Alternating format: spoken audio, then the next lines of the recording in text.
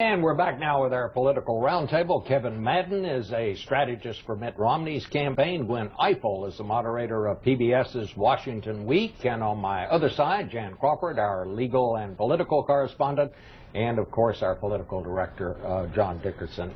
Jan, I want to talk to you because you were off the campaign trail this last week and up at your old haunts, the Supreme Court. I think the Vice President said it exactly right. You can never tell how the court's going to rule based on their oral arguments, because sometimes the justices just play devil's advocate, and sometimes I think they just play around with the lawyers that they're talking to there. But it was very hard to come away from this thinking that they had much enthusiasm for the mandate, the requirement in the health care law that would require people to buy insurance. What was your take on that? No, that's exactly right. And of course, like you just said, I mean, Justice Kennedy, that key swing vote, the human jump ball, you know, who'll go with the conservatives sometimes and the liberals sometimes, looked like he was quite hostile to the requirement that all Americans buy health insurance, and at times the entire law itself.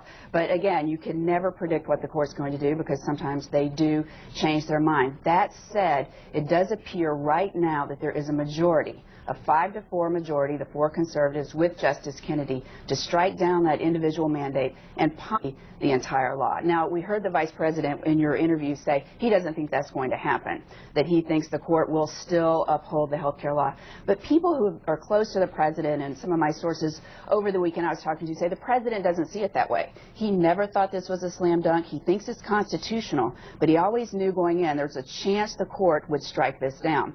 And if it does, and it's 5-4, they will characterize it as an ideological partisan exercise. What's your take, Gwen? I know you spent a lot of time on this week. Endless hours listening to the tapes. The nerd side of me really came out. The thing that we know about this court, I think Jan would agree, is that Justice Roberts is always trying, Chief Justice Roberts is always trying to find that middle ground. He's trying to rule as narrowly as possible. And so the idea of striking down the entire law would be judicial activism at its most extensive, and it's something that I think Justice Kennedy worried about a little bit aloud.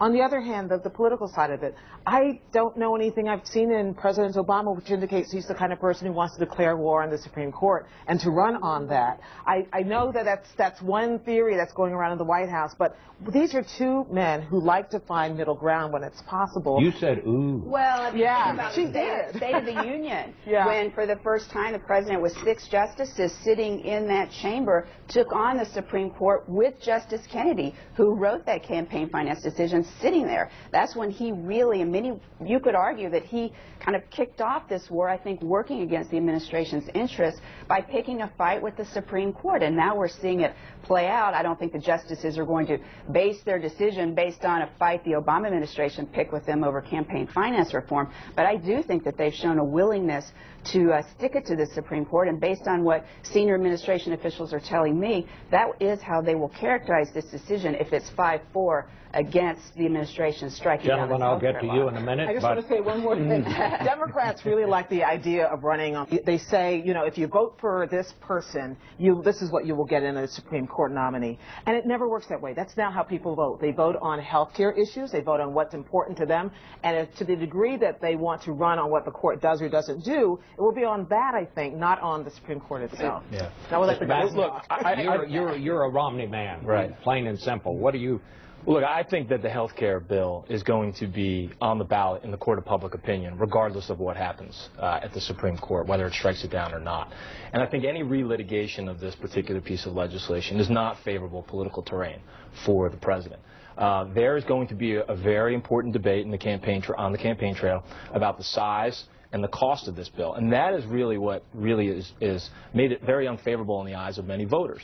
$1.7 trillion when we feel like we didn't have that type of money, and then what it did to small businesses and the taxes that came along with it. So I think it puts us in a very good position in this 2012 framework. John, talk about the impact on the 2 campaigns and on the candidates. If the president has shown a willingness to kick the Supreme Court in the shins, but that was kind of a one-off. If he continues to fight, if this goes down in some way in the Supreme Court and the president talks about it a lot, independent voters are going to look at that and say, The Supreme Court, which they'll look like, has given a kind of thumbs down on the law. Why is the president going on? This is more of the kind of obsession with health care that turned us off on him in the first place. But if there is some sense that the Supreme Court gives a positive seal of approval, I think Kevin's right. The Republicans will feel energized. They'll say the only way we can kill this beast is if we get rid of Barack Obama. But independent voters will say, well, this thing President Obama was so concerned about, if the Supreme Court gives a kind of thumbs up, they'll see that as an approval of the law. And yes, it might be a talk about size of spending and so forth and so on, but I think that would in the end be good. I think in 2010, that's what really hurt him with independent voters, was that the size, the cost of the bill, and the fact that it hadn't done anything to control health care costs. Kevin, let me just change the subject just a little bit, and we're about out of time, but why, Governor Romney continues to pick up delegates slowly and surely, but why is he having such a hard time connecting with the right side of his party? First of all, I disagree with the premise of the question. I think that the governor has done. In most of these primaries, more people have voted against him. Primaries are always about the differences within a party. And when you have a battle like we've had in this party between the purists and the pragmatists, I think that those type of divisions they come out in the primary process. But I think the reason that the governor has gotten endorsements from people who are respected by the Tea Party, like Marco Rubio and others, is because he has focused very acutely on the issues of spending and deficits and reforming government. And because of that, I believe that he is going to be able to coalesce, bring the party behind him, and that as we go through this process, we'll see more and more support from Republicans. Thank you. Time flies when you're having fun. We'll be back in a moment with our Face the Nation flashback. Stay with us.